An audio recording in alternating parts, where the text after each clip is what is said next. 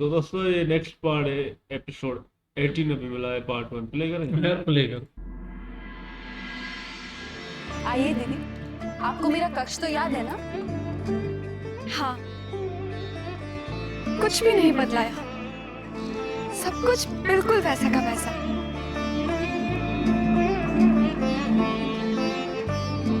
पिताजी के हवन की वही मधुर गंध हर कक्ष में फैली हुई है। जहां भी देख रही हूँ, पुरानी यादें उभर कर सामने आ रही हैं।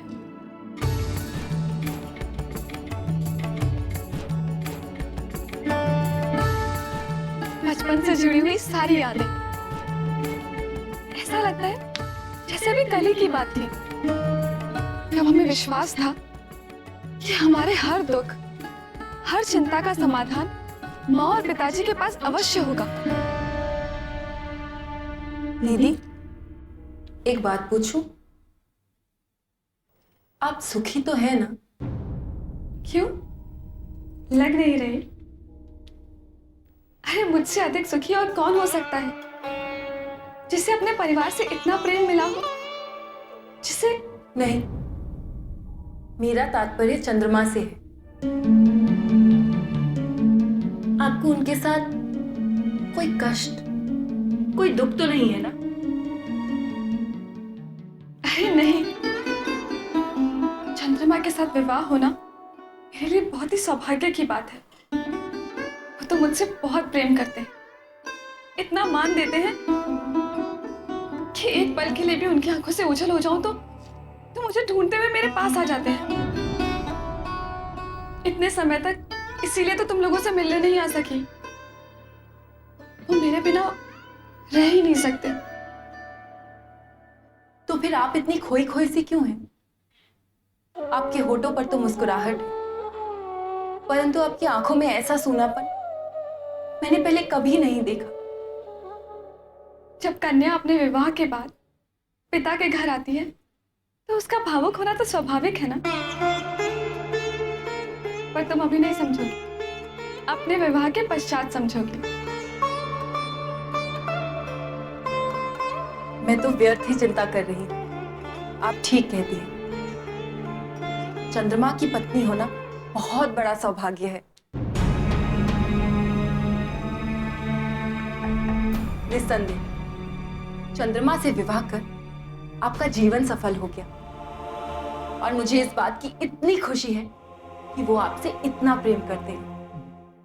कितनी सुंदर छवि है उनकी। मुझे आज भी याद है, जब वो विवाह करने के लिए यहाँ पधारे थे तो सारी लड़कियां आपसे ईर्ष्या कर रही थी, बार बार कह रही थी कि आप और रोहिणी दीदी बहुत भाग्यशाली हैं।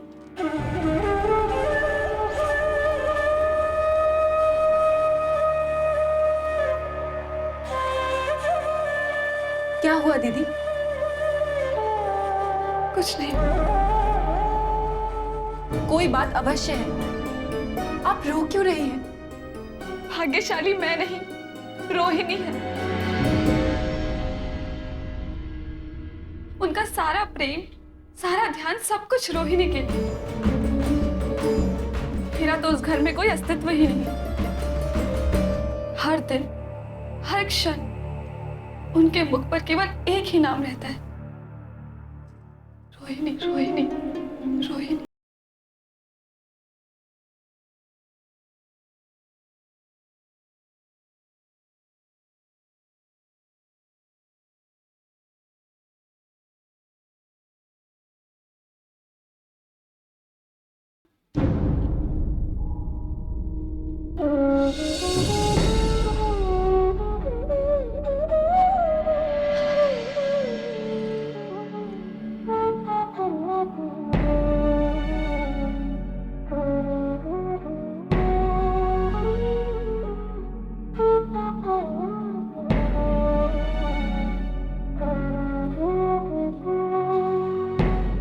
मैंने जिस समय दीदी को देखा, उसी क्षण मुझे संदेह हो गया था। मैं क्या करूं माँ? मुझे कुछ समझ नहीं आता। कई बार तो ये सोचकर चुप हो जाती कि मैं रोहिणी जितनी सुंदर भी तो नहीं।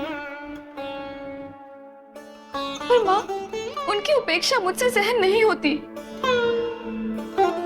और रोहिणी? वो बेचारी क्या कहेगी? थोड़ी ना समझ है ना, उसे तो मेरे दुख का आभास भी नहीं होगा। तुम चिंता मत करो, मैं हूं ना। मैं चंद्रमा को समझाऊंगी। वो ऐसा तुम्हारे साथ कैसे कर सकते हैं?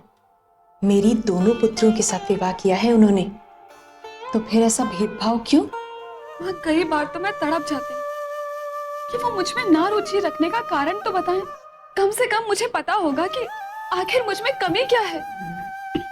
क्या वो स्वयं मेरे लिए थोड़ा समय नहीं निकाल सकते? दीदी, आप यही चाहती हैं ना कि वो आपके साथ कुछ समय बिताए?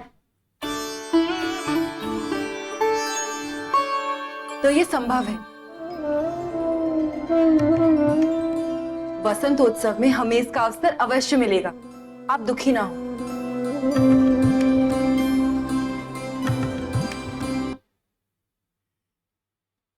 सही बात है। अब दोनों ने शादी की है तो दोनों का बराबर हक है ना। एक के पास आप जाते हैं और लेके भी एक को ही आए थे, लेकिन ये बाद में बेचारी आई और इसका दुख ना मैं समझ सकता हूँ कि बेचारी को उसका मतलब वो हक नहीं मिल रहा। और जिस तरह वो चिपक रही थी जो पहली वाली थी, मुझे तो उसमें भी थोड़ा शक हो रहा है कि वही ने चाहती हो कि मैं ही मतलब रहूं, जैसे अंदर जा रहे थे हाँ कि मैं कैसे रहूंगी बिना। तो ये थोड़ा मुझे उस पे भी है। हाँ, होशियार तो वो लगती है और ये कहती है ना समझिए, समझ नहीं सकती हो, बड़ी चिपकू है, देखो चंद्रमा को कैसे चिपक रही है। मैं भी अंदर जाती हूँ ना, क्या है भाई, छोड़ो भाई, दूसरी बहन का भी हक है ना, दोनों बहन। माँ जी होशियार है, मैं कहती है मैं बात करूंगी। माँ जी भी क्या करे, वो भी बेचारा अपने ही दामाद को बताएगी, समझाएगी। तो भाई दोनों को टाइम दो ना। तो उसकी वो वाली जो बहन है ना, वो भी थोड़ी चालाक है, खासकर चंद्रमा। आप बोलते हो ना, वो भी थोड़ा, मैं उनको तो थोड़ा बोलूँगा अधर्म में। पत्नियों को जो शान नहीं देता है ना, उनको अधर्म में मिलाऊंगा।